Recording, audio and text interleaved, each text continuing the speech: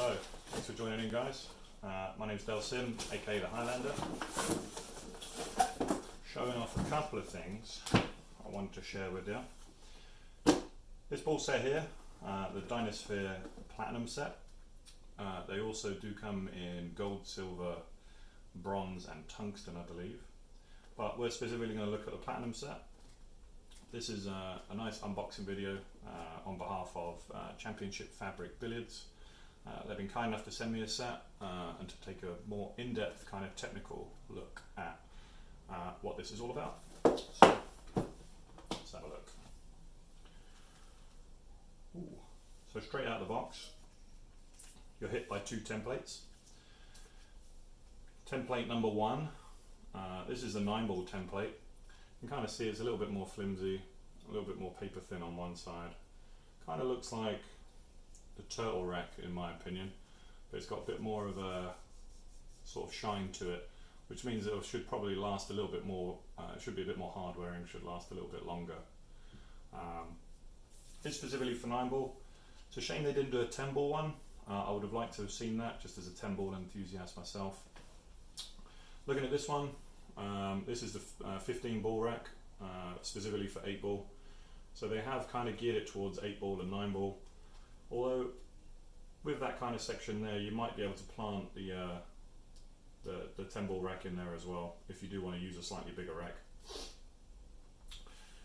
Looking at the actual set itself, contains 2 cue balls, so that's 7 striped, 8 solid balls. Does come with a nice kind of like cleaning cloth there. Cleaning cloth I haven't taken out yet, but let's have a look at it. Should just be enough for an individual clean of each ball. Does actually look quite nice. Forget the whiskey, this is mine. Thank you, cheers. First thing I notice is the 2 cue balls.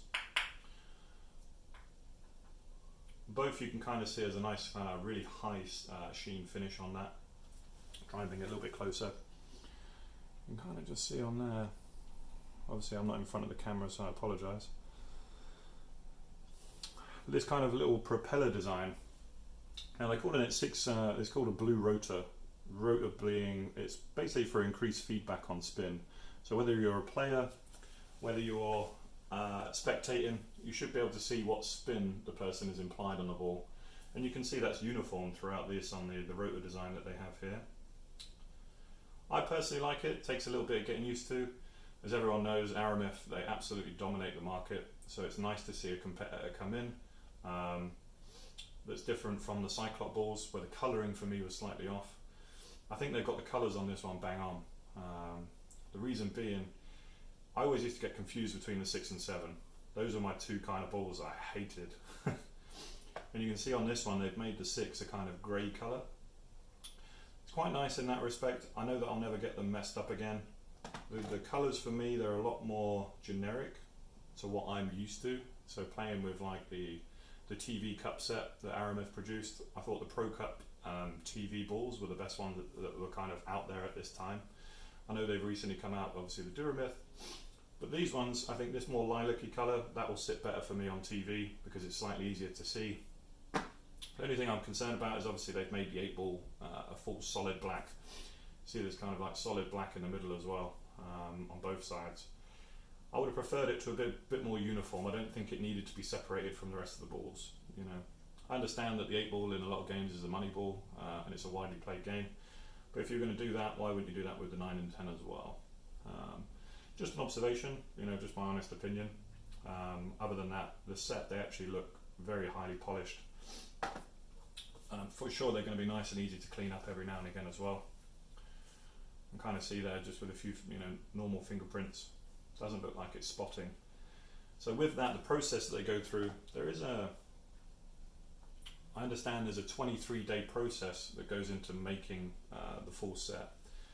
So RMF also claim that they take up to 23 days. I pretty much guarantee that it probably differs between their low end and their high end of balls, which is, this is the Platinum set as well.